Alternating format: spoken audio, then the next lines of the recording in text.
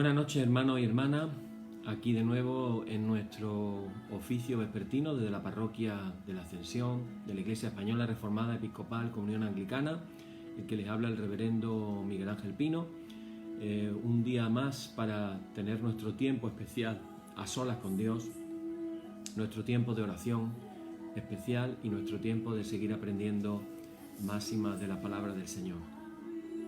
En este tiempo, hermanos, tenemos que comenzar haciendo conciencia de lo que vamos a hacer, y yo te animo a que tú puedas poner en las manos del Señor este tiempo que vamos a tener, y lo vamos a hacer mediante una oración. Así que vamos a orar lo primero diciendo: Padre, gracias por este tiempo que tú permites que podamos estar en tu presencia. Señor, que tu paz pueda inundar nuestros corazones ahora, que tu presencia se pueda manifestar en medio de nosotros ahora, Señor. Señor, abrimos nuestros oídos espirituales, nuestra mente, nuestro corazón, para que tú puedas sembrar esa semilla bonita de tu palabra de Dios en nuestros corazones, Señor. Gracias por todo lo que nos das cada día. Gracias, Señor, por todas las cosas que has hecho por nosotros. Queremos poner en tus manos a todos nuestros seres queridos, poner en tus manos, Señor, a todas las personas cercanas a nosotros, pidiéndote que puedan estar bajo tu protección. Te lo pedimos todo, en el nombre de Jesús. Amén. Amén. Bueno, pues así vamos a comenzar en esta noche, hermano. Antes de iniciar el periodo de oración, quería hacer un pequeño comentario acerca del tema del coronavirus, y quería hacer un comentario rápido antes de iniciar nuestra oración. Lo primero de ello, anunciaros que en España la Organización Mundial de la Salud dice que hasta un 5% de contagio se supone que vamos a decirlo así, que la cosa está controlada. Es el límite para evitar que el virus nos desborde. Bueno, pues en España estamos, hermanos, ya en el casi 8%. En la capital, en Madrid, con recomendaciones a no salir de casa de las zonas más afectadas. Es decir, por ley ahora mismo no se puede hacer el confinamiento a no ser que se reúna el Congreso de los Diputados y así lo decida por votación. Pero la realidad es que estamos ya en niveles que ya hemos vivido anteriormente. Yo estaba leyendo cómo va el coronavirus en el mundo, porque hace tiempo que no decimos cifras, y la verdad es que es una cosa realmente impresionante. Ya hay registrados 22,95 millones de personas contagiadas y ya estamos rozando los 800.000 fallecidos.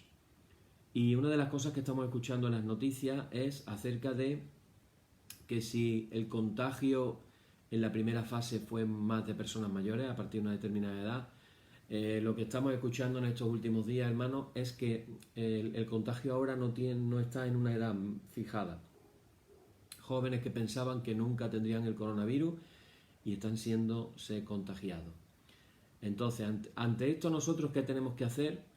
Ante la ignorancia que hay realmente de cómo va todo, porque todavía hay muchas preguntas que no han sido respondidas, yo os animo, hermano, a que sigamos el protocolo de seguridad personalmente cada uno. No caigamos en la trampa de pensar, como dicen algunos, el virus no existe, en fin, todas estas cosas que estamos escuchando en estos días, no es bueno utilizar la máscara, etcétera, etcétera. Bueno, todo lo que pensemos que pudiera ser algo que nos puede proteger, hermano, os animo a que lo hagamos. Acordaros del gel de las manos, de lavarse las manos, de ponerse el alcohol que venden especial para la suela de los zapatos para cuando uno viene de la calle. En fin, hermano, os animo a que tengamos medidas de seguridad exactamente igual como cuando estábamos en el confinamiento. Es mejor pecar de exagerado que quedarnos cortos y podernos contagiar, Dios no lo quiera. Bueno, pues dicho esto, hermanos, comenzamos nuestro oficio en esta noche, como siempre, diciendo: En el nombre de nuestro Señor Jesucristo, sea luz y paz. Amén. Desde el nacimiento del sol hasta donde se pone, sea alabado el nombre del Señor. Sea el nombre del Señor bendito desde ahora y para siempre. Oh Dios, cuyo nombre es bendito desde la salida del sol hasta su ocaso, llena de ciencia nuestros corazones y abre nuestros labios en tu alabanza, para que como eres bendito con el debido honor por todos los siglos, así seas alabado de oriente a occidente por todas las naciones. Amén. Por tu misericordia, oh Dios nuestro, que eres bendito y vives y gobiernas todas las cosas por los siglos de los siglos. Amén. Las obras de las manos del Señor son verdad y juicio, fieles son todos sus mandamientos. Oíd el resumen que nuestro Divino Maestro ha hecho de los mandamientos de Dios. Amarás al Señor tu Dios con todo tu corazón, con toda tu alma y con toda tu mente. Este es el primero y el grande mandamiento. Y el segundo es semejante a este: amarás a tu prójimo como a ti mismo. De estos dos mandamientos pende toda la ley y los profetas. Y a nosotros, discípulos suyos, nos ha dado Jesús un mandamiento nuevo diciendo: este es mi mandamiento, que os améis los unos a los otros como yo os he amado. En esto conocerán todos que sois mis discípulos, si tuviereis amor los unos con los otros. Oremos. Señor Jesucristo, sin cuya ayuda nada podemos hacer, vive en nosotros y capacítanos por tu gracia para que, llevando mucho fruto, demos gloria al Padre Celestial. Amén. Hermanos muy amados, reconociendo con sinceridad cuán lejos estamos de haber cumplido fielmente la voluntad del Señor, humillémonos en su presencia y con un corazón contrito confesemos todas nuestras faltas y transgresiones, seguros de que Él oirá nuestra súplica. Y ahora oramos al Padre diciéndole: Padre omnipotente y misericordioso, la confusión y la vergüenza no nos deja levantar nuestro rostro en tu presencia. Por eso, con humildad y dolor de corazón, confesamos que nos hemos desviado de tu sendero y como ovejas perdidas hemos andado descarriados fuera de tus caminos. Hemos seguido desordenadamente las intenciones y deseos de nuestro propio corazón. Hemos roto tus santos mandamientos. Además de no hacer lo que debíamos, hemos hecho lo que no estaba bien hacer. Por eso, Señor, ten misericordia de nosotros, pobres pecadores. Perdona, oh Dios, a los que confiesan sus culpas, restaura a los que se arrepienten según tus promesas declaradas a toda la humanidad en Jesucristo nuestro Señor. Amén. Y el Señor Jesucristo, que tiene la potestad de perdonar pecados sobre la tierra y que no desecha al pecador que a él acude para salud, oiga vuestros ruegos, perdone todos vuestros pecados y os conceda su Santo Espíritu, para que vuestra vida sea de aquí adelante pura y santa, hasta que seáis recibidos en el goce de su eterna gloria en las mansiones del Padre Celestial. Amén. El Señor sea siempre con vosotros. Decimos nuestra lauda número 6. Alabaré al Señor conforme a su justicia y cantaré al nombre del Señor el Altísimo. Aleluya. Te ensalzaré, mi Dios y Rey, bendeciré tu nombre para siempre jamás. Gloria y honor al Padre y al Hijo y al Espíritu Santo, por los siglos de los siglos. Amén. Señor, abre nuestros labios y nuestra boca anunciará tu alabanza. Bien, pues vamos a dar lectura. Si tenéis la Biblia en vuestra casa delante, voy a dar lectura al Salmo número 91. Ayer hicimos el 90, hoy el 91. Es uno de los salmos más famosos de la Biblia. Morando bajo la sombra del Omnipotente.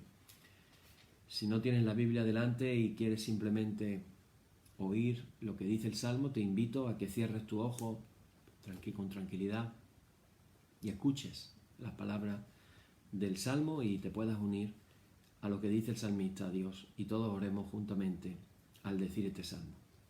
Dice así: el que habita al abrigo del Altísimo morará bajo la sombra del Omnipotente. Diré yo al Señor: esperanza mía y castillo mío, mi Dios, en quien confiaré. Él te librará del lazo del cazador, de la peste destructora. Con sus plumas te cubrirá y debajo de sus alas estarás seguro. Escudo y adarga es su verdad. No temerás al terror nocturno, ni saeta que vuele de día, ni pestilencia que ande en oscuridad, ni mortandad que en medio del día destruya. Caerán a tu lado 1000 y 10.000 a tu diestra, mas a ti no llegará. Ciertamente con tus ojos mirarás y verás la recompensa de los impíos, porque has puesto al Señor, que es mi esperanza, al Altísimo por tu habitación. No te sobrevendrá mal, ni plaga tocará tu morada, pues a sus ángeles mandará acerca de ti, que te guarden en todos tus caminos. En las manos te llevarán, para que tu pie no tropiece en piedra. Sobre el león y el áspid pisarás, hollarás al cachorro del león y al dragón. Por cuanto en mí ha puesto su amor, yo también lo libraré. Le pondré en alto por cuanto ha conocido mi nombre. Me invocará y yo le responderé. Con él estaré yo en la angustia, lo libraré y le glorificaré. Lo saciaré de larga vida y le mostraré mi salvación. Gloria y honor al Padre y al Hijo y al Espíritu Santo, por los siglos de los siglos. Amén. Amén, hermanos. Pues vamos a iniciar en el día de hoy, como dije ayer. Hoy damos lugar al inicio del artículo 3, después de este largo artículo 2 del credo apostólico, donde se habla de las obras del Señor, de nuestro Señor Jesús. Y ahora pasamos al artículo 3 y vamos a quedarnos en lo que dice la primera frase: creo en el Espíritu Santo. Creo en el Espíritu Santo. Normalmente, cuando hablamos del Espíritu Santo, recordar que nosotros estuvimos durante el confinamiento haciendo todo un estudio extenso acerca del tema del Espíritu Santo.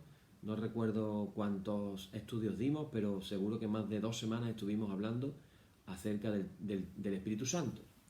Llama la atención de entrada en el credo apostólico lo poquito que se dice: creo en el Espíritu Santo, así tal cual, nada más.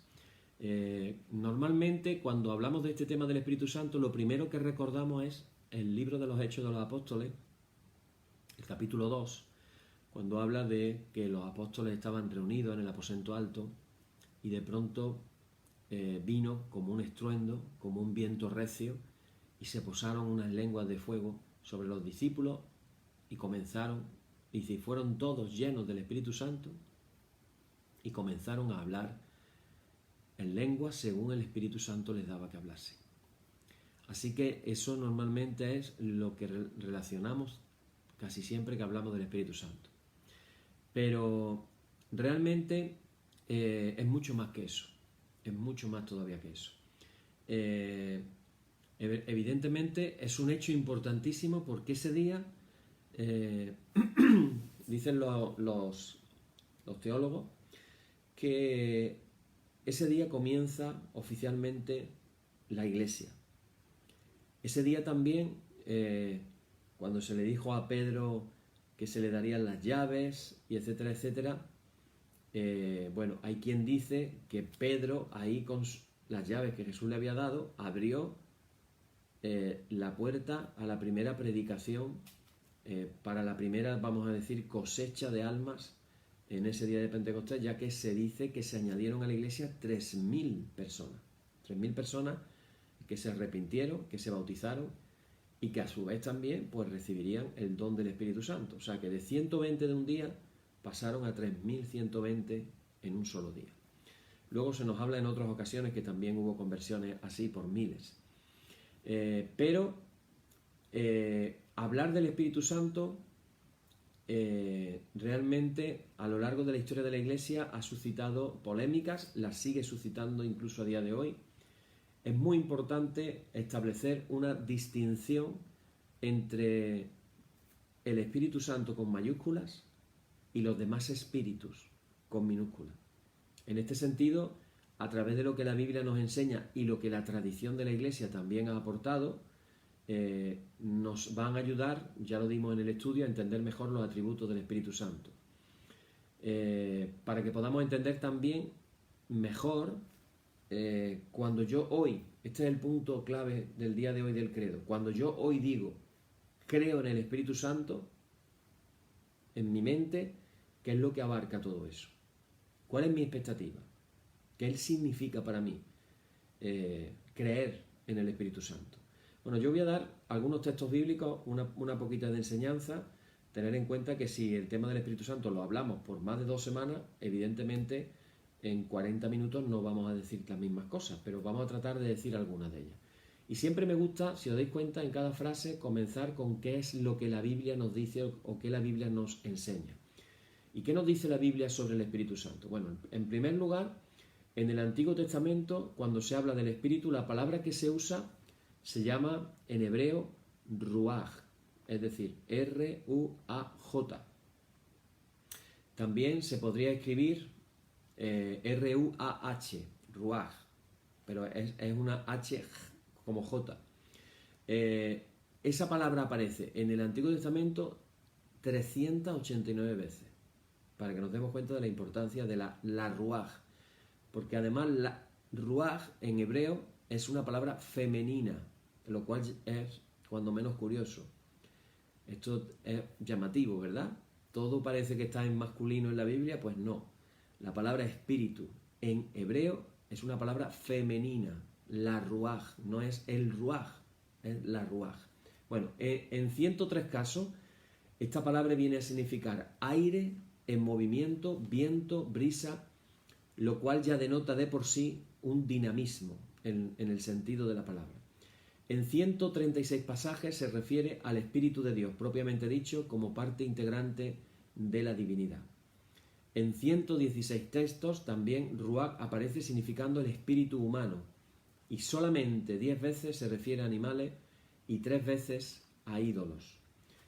Bueno, ya nos damos cuenta, lo que yo vengo diciendo, de que la importancia de una palabra o de un concepto lo vemos en la cantidad de veces que aparece en la Biblia. En el primer caso, como viento que sopla, Ruach siempre es sinónimo de movimiento y dinamismo. Así que la Ruach ya se nos dice en el segundo versículo de Génesis, se nos dice, acordaros, comienza el versículo 1, que dice, en el principio creó Dios los cielos y la tierra. A ver si lo puedo decir de memoria. Y la tierra estaba desordenada y vacía.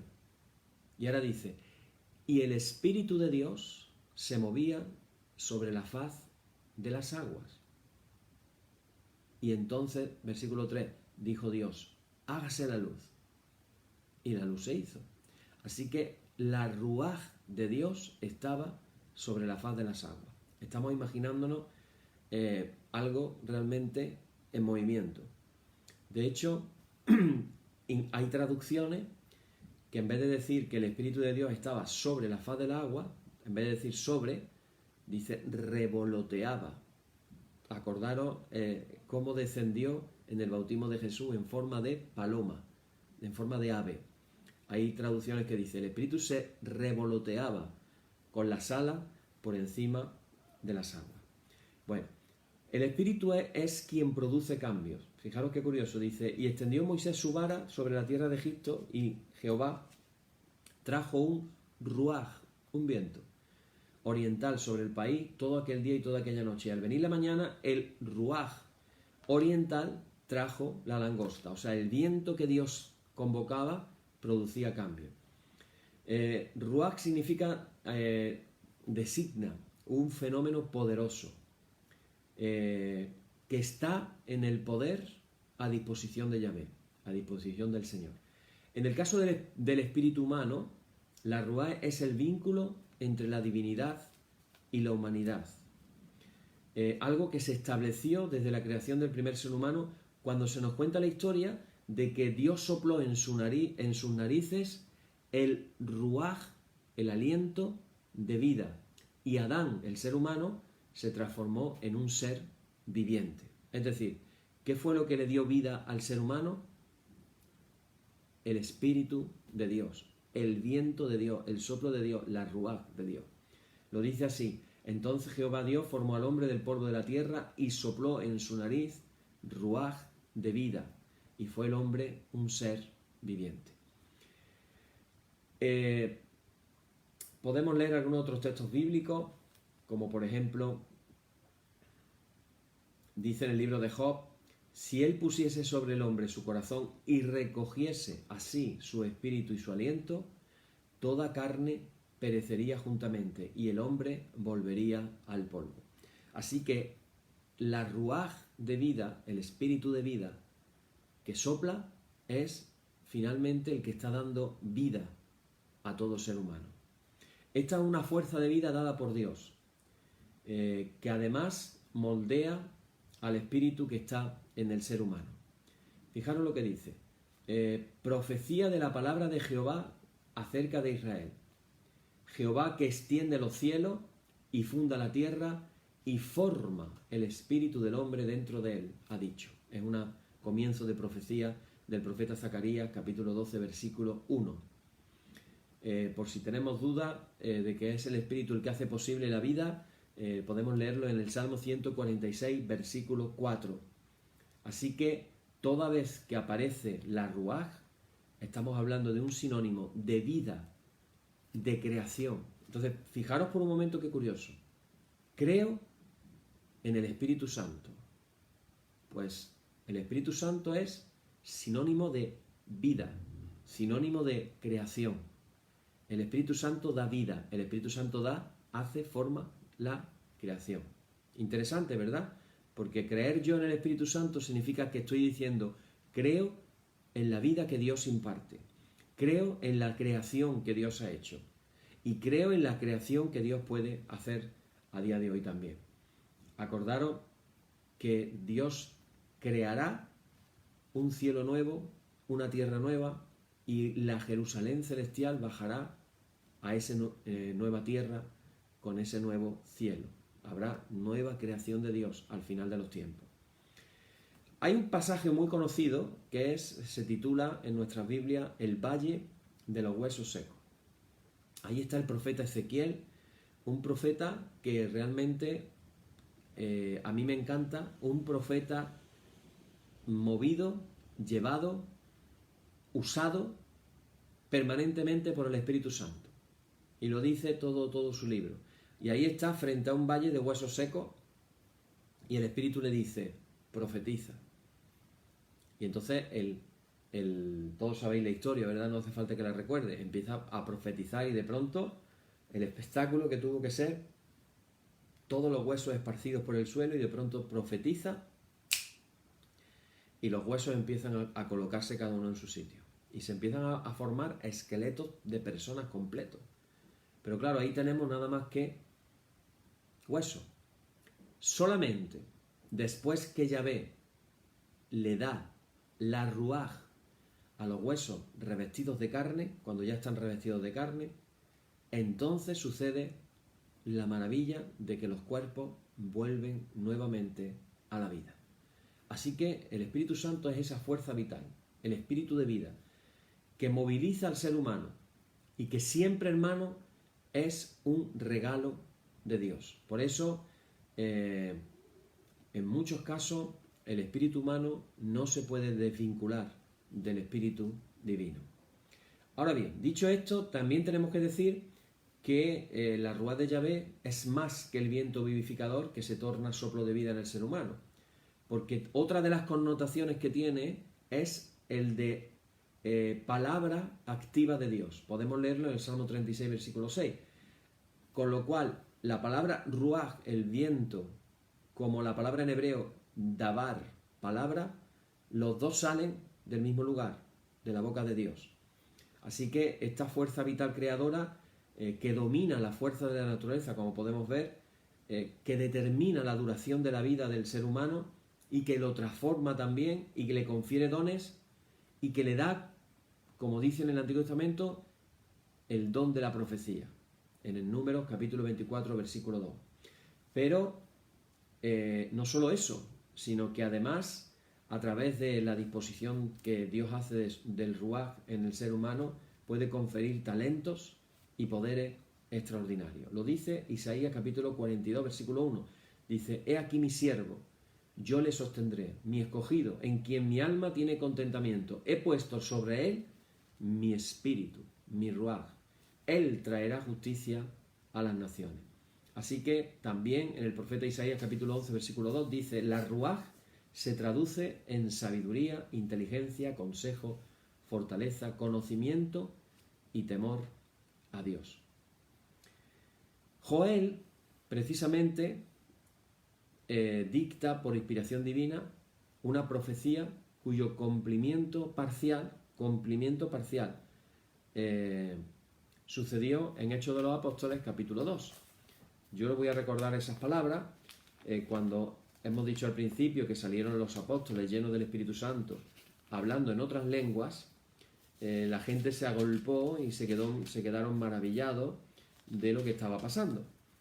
Y fijaros qué curioso que en el versículo 7 del capítulo 2 de Hechos dice: estaban atónitos y maravillados, diciendo: mirad, ¿no son galileos todos estos que hablan? ¿Cómo pues les oímos nosotros hablar cada uno en nuestra lengua en la que hemos nacido? Y comienza a decir todas las lenguas de las personas presentes allí. Pero luego en el versículo 12 dice: y estaban todos atónitos y perplejos, diciéndose unos a otros: ¿qué quiere decir esto? ¿Qué es esto que está pasando? Hasta ahí la cosa iba bien, pero de pronto aparecen ya los de siempre, los burlones, los incrédulos. Y de pronto otros dicen, más otros burlándose decían: están llenos de mosto, o sea, están borrachos. Y entonces Pedro, cuando empiezan los burlones a decir esas cosas, él se pone de pie, alza la voz y comienza a predicar. Y él comienza diciendo, dice: estos no están ebrios como vosotros suponéis, puesto que es la hora tercera del día, es decir, las 9 de la mañana. No están borrachos a las 9 de la mañana. Mas esto es lo dicho por el profeta Joel.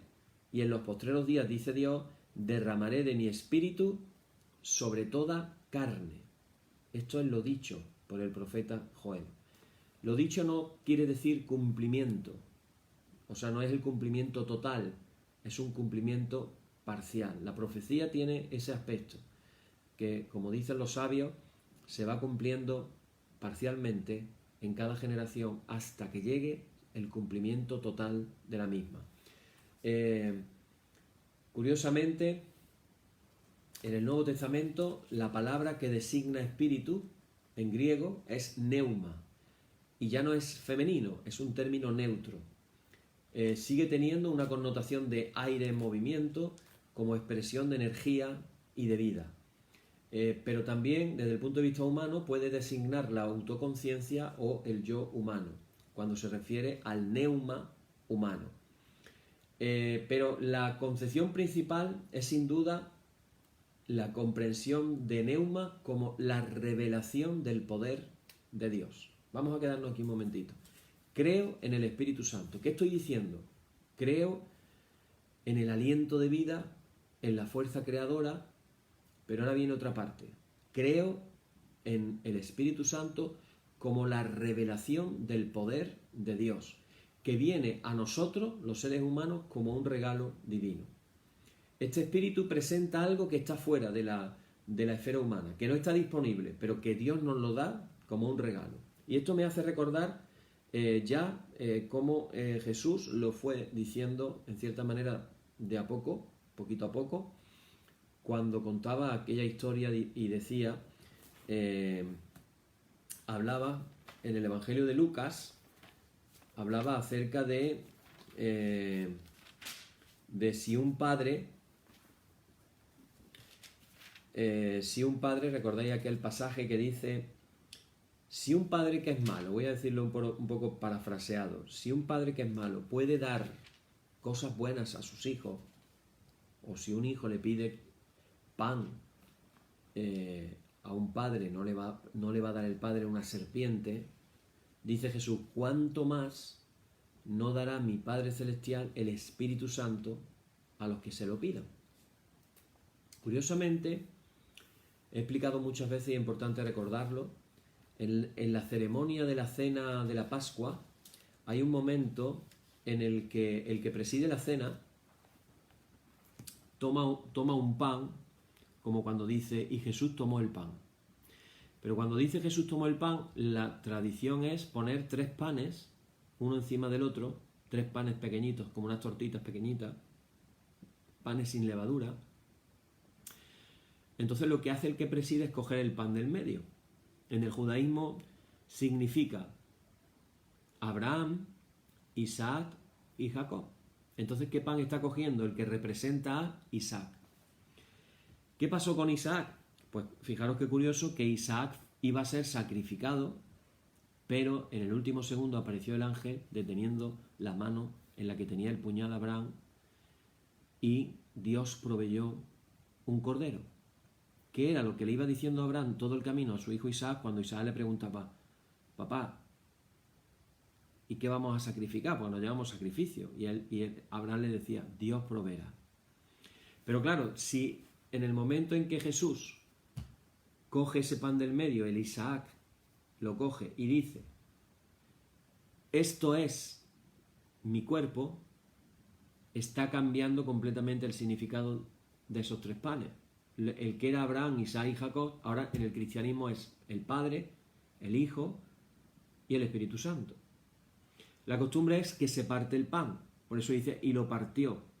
Entonces la costumbre es que la mitad del pan se come y la otra mitad del pan se mete en una bolsita, porque en la cena de la Pascua se trata de que los niños participen de una manera especial, y entonces participan a través de hacer preguntas. Por ejemplo, empiezan los niños a preguntar: papá, mamá, ¿en qué es diferente esta noche de las otras noches? Y ese tipo de preguntas que los niños tienen que hacer da pie a que las respuestas sean la manera de contar la historia de lo que pasó miles de años atrás en la noche de la primera Pascua, cuando todavía estaban como esclavos en Egipto y luego fueron liberados. En ese ritual de la cena, esa bolsita donde hay un pan escondido, metido dentro de la bolsita, se esconde en la habitación. Se saca a los niños afuera, se esconde en la habitación y ahora hacen un juego. El juego es encontrar la bolsa.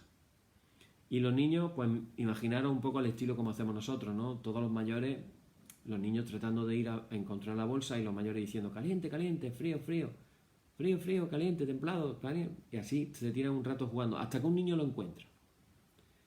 Hasta que un niño lo encuentra. El que el niño encuentre ese pan les va a significar que su padre le dará un regalo por haberlo encontrado, pero no en el momento. El padre le dará ese regalo 40 días después, en la fiesta de Pentecostés. Entonces fijaros que Jesús en el Evangelio de Lucas le dice a los discípulos: tenéis que esperar en Jerusalén la promesa del Padre. ¿Qué es la promesa del Padre?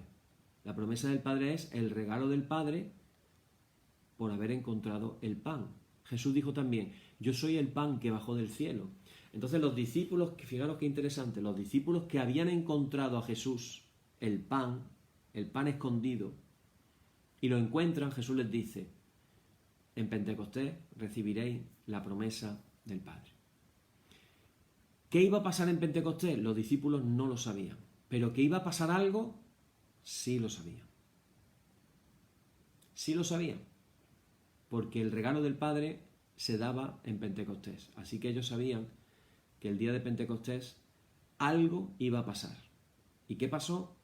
¿Cuál fue el regalo del Padre? ¿Cuál fue la promesa del Padre? Lo que dijo el mismo Evangelio de Lucas: si le pides al Padre, ¿cómo no te va a dar el Espíritu Santo? El regalo del Padre. El Espíritu Santo, hermano, es un regalo que nos revela el poder de Dios, y que, como dice Pablo en 1 Corintios capítulo 12, nos habla comienza diciendo: no quiero, hermanos, que ignoréis acerca de los dones espirituales. Los dones espirituales. No quiero, hermanos, que ignoréis. Hermanos, no vivamos en la ignorancia de saber que el Padre nos quiere dar al Espíritu Santo para impartirnos de poder para ser testigos en Jerusalén, en Judea, en Samaria y hasta lo último de la tierra. ¿Y en qué consiste ese poder? El poder consiste en que podamos ir más lejos, más allá de lo que podríamos como seres humanos. Es una capacitación sobrenatural para que podamos hacer cosas que humanamente hablando no podríamos hacerlas. Imaginaros en el caso de Pablo recorriendo miles de kilómetros andando, o en el mejor de los casos encima de un caballo o de un burro, un camello, en el mejor de los casos, pero casi siempre andando, miles de kilómetros para predicar el Evangelio. Imaginaros con los medios tecnológicos que contamos hoy en día, de transportación, de internet, etcétera, etcétera, y no somos capaces de hacer ni diríamos una décima parte, ni una décima, ni una milésima parte de lo que Pablo fue capaz de hacer. ¿Cuál es la diferencia? La diferencia está, hermanos, en la capacitación del Espíritu Santo sobre la vida de los que somos discípulos del Señor. ¿Capacitarnos para qué? Fijaros, lo vamos a ver desde el punto de vista humano. Capacitarnos para ver. Capacitarnos para ver. Capacitarnos para saber. Y capacitarnos para hablar. Para hacer. 3 niveles de capacitación que luego Pablo nos explicará los 9 dones del Espíritu Santo de 1 Corintios 12. Hay más dones, pero con eso yo creo que la cosa va sobrada. Y ahí se nos habla de el don de palabra de sabiduría, palabra de ciencia, discernimiento de espíritus, dones que nos capacitan para saber de una manera sobrenatural. La palabra de sabiduría, la palabra de ciencia, el discernimiento de espíritus. ¿Pensáis que en estos tiempos confusos, complicados, difíciles, que uno parece que tiene la sensación como que estamos enfrentándonos o vamos caminos de un precipicio y después está la nada? ¿Será necesario en este tiempo que el Espíritu Santo nos capacite con poder sobrenatural, con su palabra de sabiduría, de ciencia y discernimiento de espíritu? ¿Pensáis, hermanos, que es necesario? Nos capacita también para poder hacer cosas. Y Pablo habla de 3 dones. Habla de el don, a ver si lo recuerdo que lo estoy diciendo de memoria, el don de hacer milagros. Uno de ellos. El don de la fe y el don o los dones, mejor dicho, de sanidades. Repito, hacer milagros, fe y dones de sanidades. Dones que nos capacitan para actuar sobrenaturalmente. ¿Debemos de pedir al Espíritu Santo que nos capacite con esos dones? ¿Lo dejamos como algo del pasado? ¿Lo dejamos como algo que nos gustaría, pero que, si somos sinceros, no nos terminamos de creer que pueda ser? ¿Cuántos testimonios hay acerca de milagros, de dones de fe, dones de sanidades? El Espíritu Santo capacitándonos para poder. Fijaros la oración que tuvieron que hacer. La voy a leer. La oración que tuvieron que hacer en los primeros capítulos de Hechos. Tuvieron que hacer una oración. En el capítulo 4, daros cuenta de que son puestos en libertad Pedro y Juan. Les dieron de latigazo, ¿vale? No se fueron de rosita, le dieron de latigazo. Y en el capítulo 4, versículo 23 dice: y puestos en libertad, vinieron a lo suyo y contaron todo lo que los principales sacerdotes y los ancianos les habían dicho.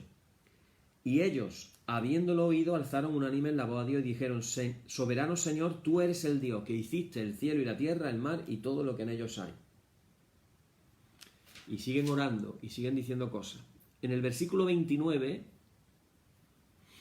dice, fijaros lo que dice, y ahora, Señor, mira sus amenazas y concede a tus siervos que con todo denuedo hablen tu palabra, mientras extiendes tu mano para que se hagan sanidades y señales y prodigios mediante el nombre de tu santo Hijo Jesús. Fijaros qué oración, hermano.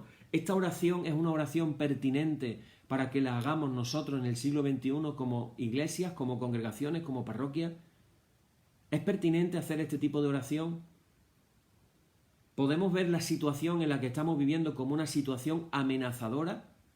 ¿Como una situación complicada, difícil, incomprensible, confusa? ¿Cuántos adjetivos tenemos que ponerle a la situación que estamos viviendo? Podríamos decir lo mismo: mira, Señor, ahora la amenaza de la pandemia y de todas las consecuencias que está trayendo consigo, llámense pérdida de libertades, llámense problemas económicos, etcétera. podemos hacer esta oración y ellos le piden dos cosas. Ellos le piden, danos valentía. La palabra denuedo, mucha gente cuando la lee piensa que denuedo quiere decir hablar rápido. Por eso hay predicadores que predican muy rápido, porque piensan que eso es hacerlo con denuedo. No, el denuedo no es hablar rápido. El denuedo es valentía. Tener valentía. Tener valentía. Hermanos, vamos a necesitar valentía para decir cosas que van a ir en contra de lo que la sociedad dice. Como cristianos vamos a tener que tener valentía. ¿Será pertinente que se la pidamos a Dios? Necesitamos pedirle a Dios que nos dé valentía, pero valentía no para cualquier cosa, sino valentía para hablar su palabra. Que seamos valientes para hablar su palabra. Hermanos, yo a veces veo comentarios donde se le está dando más importancia al pensamiento de un teólogo moderno que a lo que dice la palabra de Dios de hace 2000 años. Y es muy triste. Es muy triste porque estamos ya poniendo por encima de lo que la Biblia enseña, estamos poniendo los argumentos o los comentarios de un teólogo del siglo XXI o un filósofo. Tenemos que tener valentía para hablar la palabra del Señor. ¿Y eso quién lo da? El Espíritu Santo. El Espíritu Santo. Y sigue diciendo, mientras extiendes tu mano, o sea, que al mismo tiempo que yo estoy hablando la palabra de Dios, que el Señor, el Espíritu Santo, extienda su mano y que haga sanidades y señales y prodigios mediante el nombre de nuestro Señor Jesucristo, hermanos, como parroquia, como congregación, como congregaciones. ¿Es pertinente hacer esta oración en el siglo XXI? ¿Será que necesitamos volver a orar de esta manera? ¿Deberíamos orar de esta manera?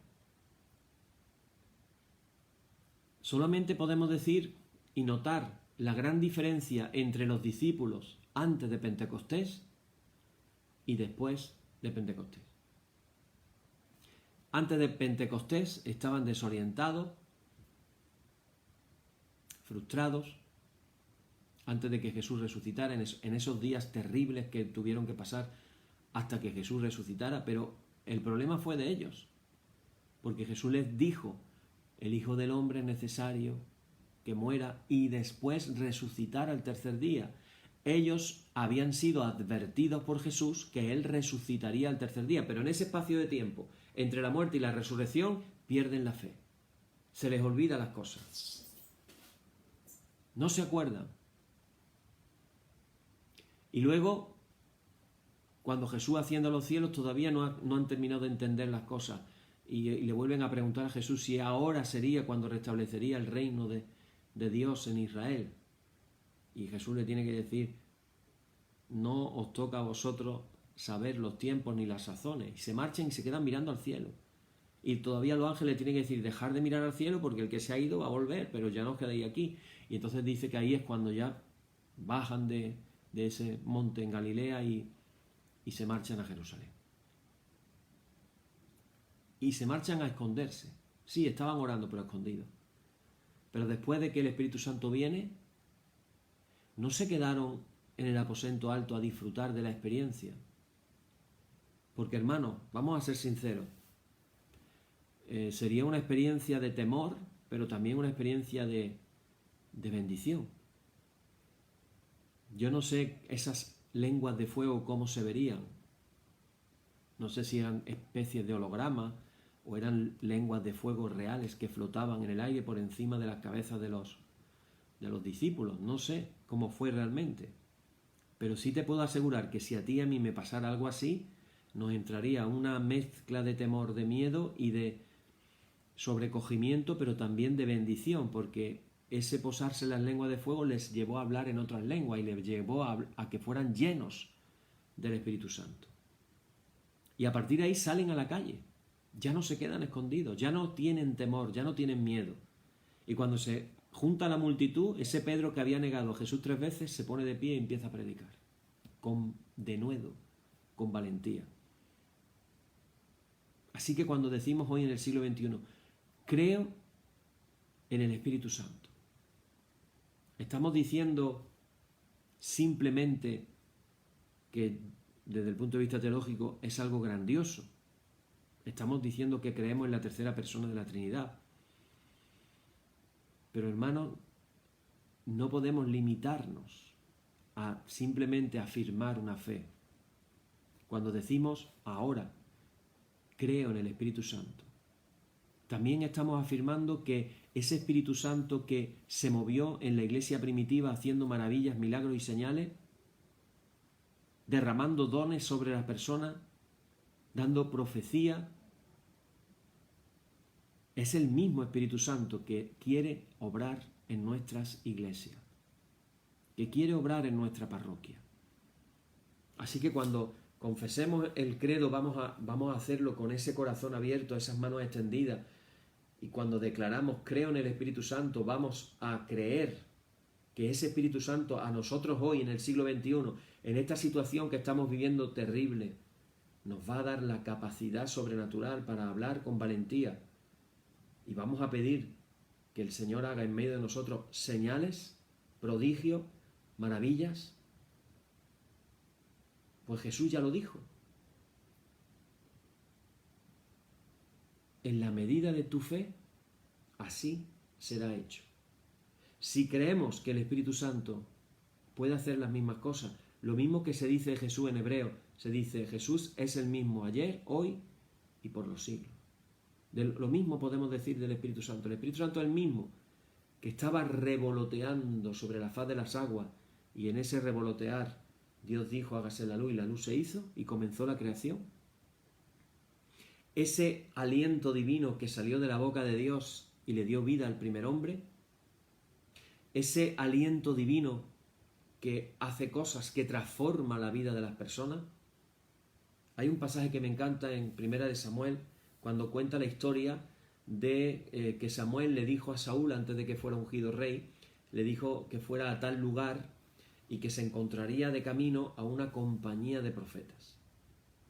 Y Saúl le hace caso, va de camino, se encuentra esa compañía de profetas, dice que venían cantando y alabando, y entonces dice que cuando se acercó a ellos, dice el Espíritu de Dios vino sobre Saúl, y me encanta cómo lo dice, y lo mudó en otro hombre. El Espíritu Santo, hermano, es el que nos santifica, el que nos transforma. ¿Queremos ser transformados por Dios? Así que cuando le decimos creo en el Espíritu Santo, que estemos diciendo también Espíritu Santo, cámbianos, transfórmanos, que no seamos todos los días igual, que no seamos unos cabezones empeñados en seguir las mismas cosas todos los días, que queramos ser cambiados y transformados por el Señor. Y hermano, esto es una aventura. Decir creo en el Espíritu Santo finalmente es una aventura. Mira lo que tuvieron que vivir los primeros cristianos. Es una aventura. Es una aventura. ¿Cuántos de nosotros hoy, al confesar el credo, le vamos a decir al Señor, Señor, creo en el Espíritu Santo, confío en el Espíritu Santo, sé que todo lo que haga el Espíritu Santo en mí es para bien, para bendición, y para que yo, con esto termino, sea de bendición para otras personas en la iglesia. Amén. Y después de decir todo esto, me encanta siempre terminar diciendo, haciendo esta declaración, en el que en un oficio vespertino físicamente nos tendríamos que poner de pie incluso. La rúbrica dice la congregación levantándose diga, o sea, nos tenemos que poner de pie para decir esto. Ya sabéis que yo no me pongo de pie porque no puedo, estoy sentado haciendo, la pantalla es pequeña, pero imaginaros la importancia de la rúbrica. Hay que ponerse de pie para decir esta frase, que dice, oh Señor, santifícanos en tu verdad, tu palabra es la verdad. Amén. Amén. Y ahora sí, hermanos, confesemos nuestra fe diciendo, creo en Dios, Padre Todopoderoso, Creador del cielo y de la tierra, y en Jesucristo, su único Hijo, nuestro Señor, que fue concebido por obra del Espíritu Santo, nació de María Virgen, padeció bajo el poder de Poncio Pilato, fue crucificado, muerto y sepultado, descendió a los infiernos, al tercer día resucitó de entre los muertos, subió a los cielos, Está sentado a la diestra de Dios Padre Todopoderoso, de donde ha de venir a juzgar a los vivos y a los muertos. Creo en el Espíritu Santo, en la Santa Iglesia Católica, la comunión de los santos, el perdón de los pecados, la resurrección de la carne, la vida eterna. Amén. Y el Señor sea siempre con vosotros. Oremos al Redentor del mundo, nuestro Señor Jesucristo, y con toda suplicación le rogamos que aumente la fe de su Santa Iglesia y le dé paz, y por siempre la defienda. Concédenos esto, Dios eterno y omnipotente. Oremos. Señor, ten misericordia de nosotros. Cristo, ten misericordia de nosotros. Señor, ten misericordia de nosotros. Padre nuestro, que estás en los cielos, santificado sea tu nombre. Venga tu reino, hágase tu voluntad como en el cielo, así también en la tierra. El pan nuestro de cada día, dánosle hoy, y perdónanos nuestras deudas, así como nosotros perdonamos a nuestros deudores. Y no nos dejes caer en la tentación, mas líbranos del mal. Amén. Líbranos del mal y confírmanos en tu temor con toda obra buena, oh Trinidad, Dios nuestro, que eres bendito y vives y gobiernas todas las cosas por los siglos de los siglos. Amén. Señor, muéstranos tu misericordia y danos tu salud. Llena a tus ministros de virtudes y da alegría a tu pueblo escogido. Acuérdate siempre de esta congregación que tú has poseído desde el principio. Oh Dios, purifica nuestros corazones y no quites de nosotros tu Santo Espíritu. Por la tarde, de mañana y al mediodía, justo es, oh Señor, que te alabemos. Señor Dios omnipotente, que de la tarde, la mañana y el mediodía has hecho un día solo y has mandado al sol que conozca su ocaso, abre, te rogamos, las tinieblas de nuestros corazones y brillando tú en ellos, te conozcamos como Dios verdadero y luz eterna. Amén. Por tu misericordia, oh Dios nuestro, que eres bendito y vives y gobiernas todas las cosas por los siglos de los siglos. Amén. En el nombre de Jesucristo nuestro Señor, terminemos con paz. Gracias sean dadas a Dios. Amén. Y la paz que al subir a los cielos dejó Jesús a sus discípulos sea siempre con vosotros en toda su plenitud, y la bendición de Dios el Padre Omnipotente, y del Hijo y del Espíritu Santo descienda sobre vosotros y more en vosotros eternamente. Amén. Amén, hermanos, pues quedamos así despedidos, que ojalá podamos hacer en este tiempo complicado esta oración. Señor, mira la amenaza de lo que estamos viviendo y concédenos de nuevo para hablar tu palabra, mientras extiendes tu mano haciendo sanidades, señales y prodigios, en el nombre de nuestro Señor Jesucristo. Hermanos, abramos nuestros corazones al Espíritu Santo. Abramos nuestros corazones al Espíritu Santo y dejemos que Él haga esa obra maravillosa que Él quiere hacer. Amén. Que el Señor nos bendiga y mañana nos encontramos nuevamente aquí. Amén.